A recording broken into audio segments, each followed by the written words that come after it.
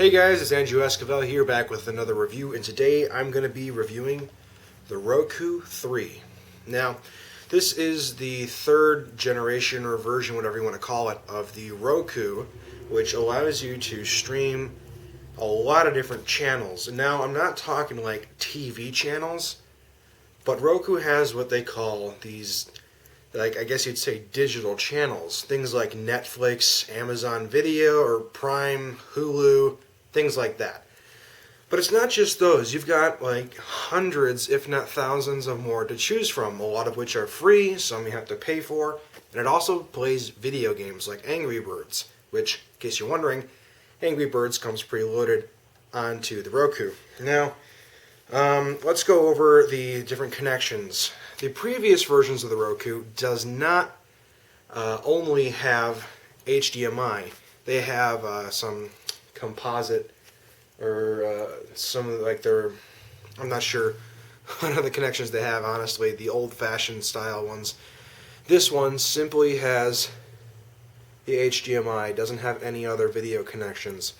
Now, in terms of other ports, you'll see it has the Ethernet port for a wire connection, but for other types of connection, it is wireless. And the reason I chose this particular one is because it supports dual band connections. So what that means is if you have a router that is wireless and dual band capable, or a wireless AC router, you can actually use the 5 gigahertz spectrum instead of the 2.4. 5 gigahertz spectrums are more so geared to streaming HD video, as well as other high bandwidth applications. So this is designed for the modern day technology that you'll want to use. Other connections on here obviously include the power port for hooking it up. On the side here, you'll notice there's USB. From what I understand, you should be able to connect a USB with a video on it and play videos from the USB drive. As far as, the open ports on here, that's pretty much it. So before I hook it up, let me talk about one more thing. The remote. So this uses 2 AA batteries. And yes, it does come with the batteries. And they have lasted me actually quite a long time so far. And this is what you use to play a few video games with, like Angry Birds, and I play this game called 5000 with my friends. It's actually quite fun. And you can get things like Pac-Man for a few bucks. And, one thing that's on here that people will be like, I'm never going to use that. That's so stupid. Probably one of the most useful features about the Roku. Let me explain. So, it comes with these earphones, and for good reason. So these earphones plug into the remote. So now you can listen to your movies or Pandora, which, yes, there's a Pandora channel. Let's see if my camera will focus. Come on, camera. Oh, well. Yes, you can listen to your movies and whatnot. And let me tell you why this is helpful. So, let's have the scenario. You're sitting in your room, or in the living room. Let's say the kitchen's nearby. Someone's cooking some food. It's loud. Can't hear your TV show. Well, these are basically sound-canceling earphones due to their design. They're these earbuds that go in, and they block out all the sound that's out there. So now, your video is nice and crystal clear sounding without the distraction of everything else. Now, that's just one scenario. You could be like where I live and live next to a highway, and the cars and whatnot are annoying. They're loud. They're there all the time. Don't want to turn your volume up all the way? These. Better clarity. So you don't want to bug the people who are sleeping in their bedrooms when you're close to their bedroom? Earbuds. Now you can listen to it as loud as you want without disturbing them. And it all comes in a nice little remote. Now you might be thinking, well, it's going to burn through batteries, isn't it? No, as a matter of fact. I haven't changed the batteries once, and I've been doing this for many, many hours, and I've had the Roku for at least like 2-3 months now. And the batteries haven't died yet, so for whatever reason, they're very efficient. Now, I will say one thing. This does not use like infrared or something like a Wiimote does on your Nintendo Wii. This all just uses accelerometers. So playing games is what that uses, like the wand style, like Angry Birds, really difficult. I'll show you that in a little bit. So anyway, we've gone over all this, and just one close-up here of the remote. If you can see it, there are ports on the sides. So there's a volume up and down button. This does not control any volume other than for the earphones. It won't turn your TV volume up and down. So yeah, let's plug the Roku in, and I'll show you what it's all about. Now before I start, if you'll notice, the Roku is facing the complete opposite direction of me and the TV. This simply does not matter because the remote here doesn't use infrared like a normal TV remote in order to control it.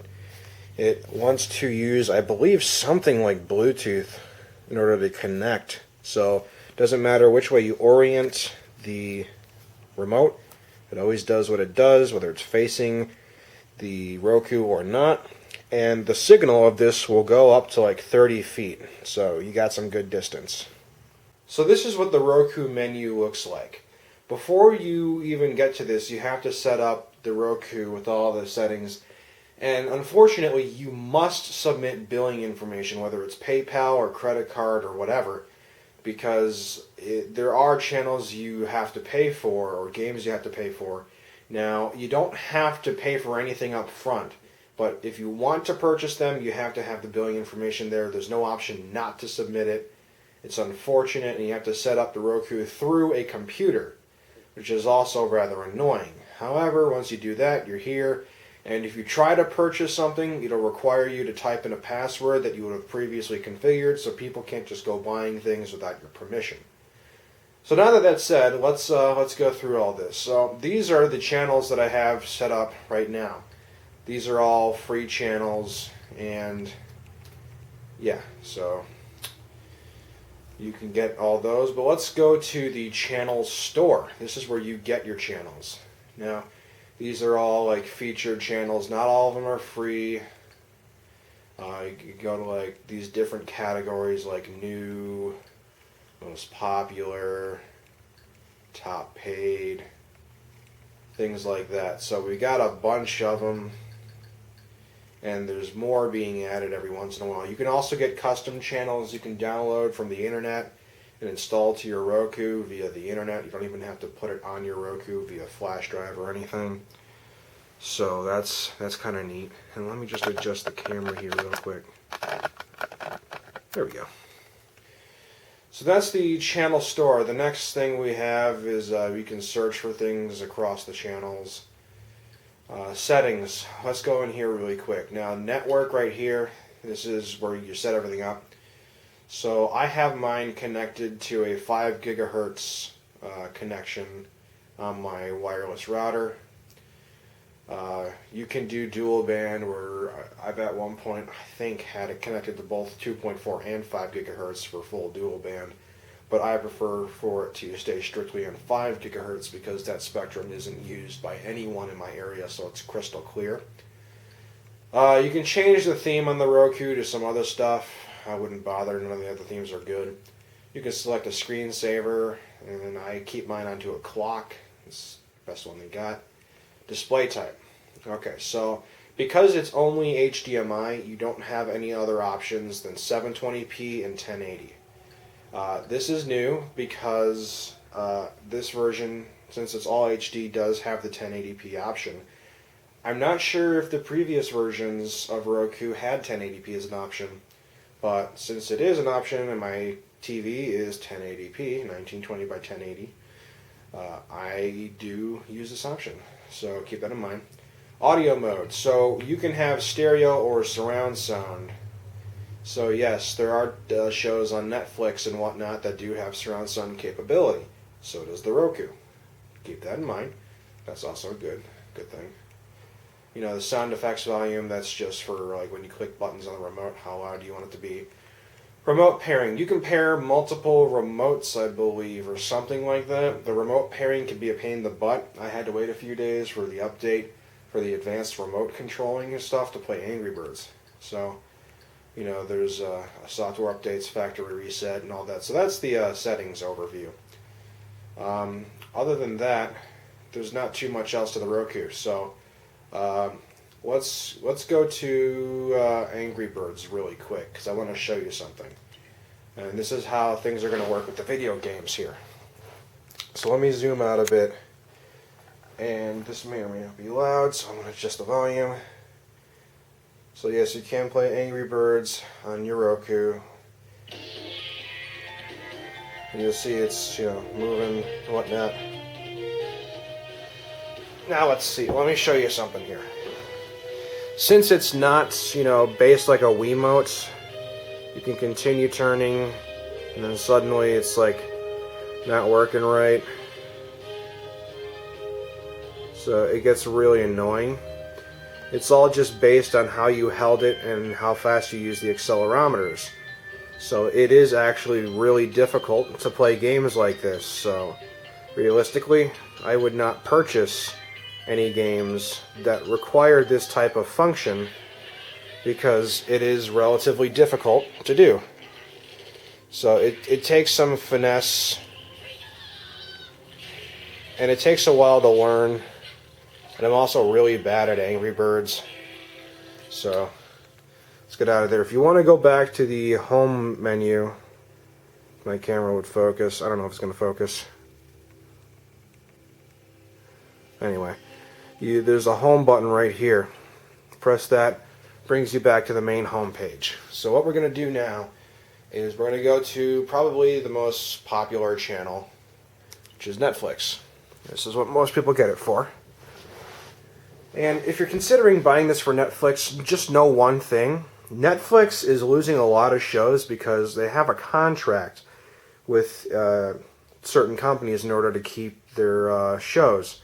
And they're losing a lot of their contracts to Amazon Prime. So if you want things like SpongeBob or something, you know, forget about it. They lost SpongeBob and Amazon Prime picked up the contract.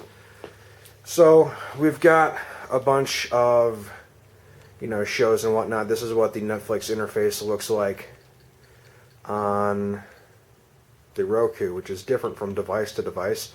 We've got our search function here. So let me show you the clarity that this will do. Let's go to Top Gear, resume playing, see what we get.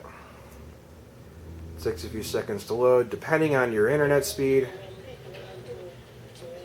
And then depending on your internet speed and your router speed, once again, it'll take a minute or two to get at full clarity. Right now it's a little blurry, and after a few seconds it'll get better. You know, that's the thing with streaming and whatnot. So obviously I don't own any of this content, so I can't monetize and whatnot for video, but going back, I just press the home button. You can see other things like Amazon Instant Video, which is part of the Amazon Prime thing. And I don't have an account here, so there's not much I can show you in terms of that. There's Vudu, there's Blockbuster, Hulu Plus. You know, Hulu has like a trial thing, so we can show you what that looks like. And it'll load. And keep in mind the Roku is not the fastest thing in the world. So we got try 1 week free, watch the guided tour. What is Hulu Plus? So we got all this going on. Welcome to Hulu Plus. Hulu Plus, you get all the content you love on Hulu.com. Plus, so much more for all the places you love. So yeah, you got a bunch of stuff like that, and let me go to the channel store one more time and show you the one thing. Yes, here it is. I'm sorry, I passed it up. Games. So there are a number of games you can get for your Roku, and some of them do cost money. Like Pac-Man is like $5. Galaga's $5, but they've got some free games too somewhere. Angry Birds in Space is free because it's already preloaded on the Roku. Big Fish, Reversey. One of my favorites is 5,000. 4 in a row, it's $1. Anyway, you get the point. So, I'm assuming some of these games require a second controller, which I was talking about before. So, yeah, all in all, that is the Roku, and it's a really simple device. It works good. Sometimes the HDMI port's a little finicky, so you might lose connection. And the thing about HDMI is it is a pure digital connection, so either it works 100% or it doesn't work at all. It's all or nothing type of connection. That's just how digital connections are. So, what I think of the Roku is it's a great little device. It works really well. Sometimes if you leave it on too long, it will have network error issues, in which case you're going to have to unplug and replug the device. Sometimes when you play a bunch of different things, it's got to sit in the memory of the Roku, and you're going to have to turn it off and on in order to prevent lag issues. So like I said, it's not the most powerful little device in the world, but if you just want to do basic streaming like Netflix and Hulu Plus and Amazon Instant Video, whatnot, it works great. If you're planning to play games, for the love of God, just get a game system or something, because this is not the type of thing you want to play games on. But, you know, people sometimes ask me, can you deal with this versus actual TV? And the fact of the matter is, yeah, I can. And people say, well, what if you want to watch something like the news? Well, there are news channels. There's NBC News, Fox News, Fox Business. At one point, someone made the Onion News channel, but it no longer functions, unfortunately. And I've got custom channels like the No Agenda Show. I thought I'd just check that out. It's kind of boring. You got TED, which if you've never heard of TED, watch that. No, it's not the fluffy bear. It's actually like informational, like educational stuff. And, you know, there's a bunch of channels. I bet you'll scroll through them, and be like, dude, that's awesome. Things you won't be able to find on regular TV. So yeah, I mean, you can get the news. You can watch all the shows you want whenever you want, and it just really depends on who you want to go with. You know, for Netflix, Amazon, and Hulu Plus, you'd be paying like maybe $25 a month. Around there is what I've understood. And for $25 a month, you'll get pretty much every show you want. Some shows come out faster on other channels, but you know, just do a little research on which has what you want. You know, each kind of tailors to a different audience. So yeah, the Roku is a neat little device. It does what it's supposed to, and it does it quite well. So that's my little informational video on the Roku, and I hope you enjoyed it.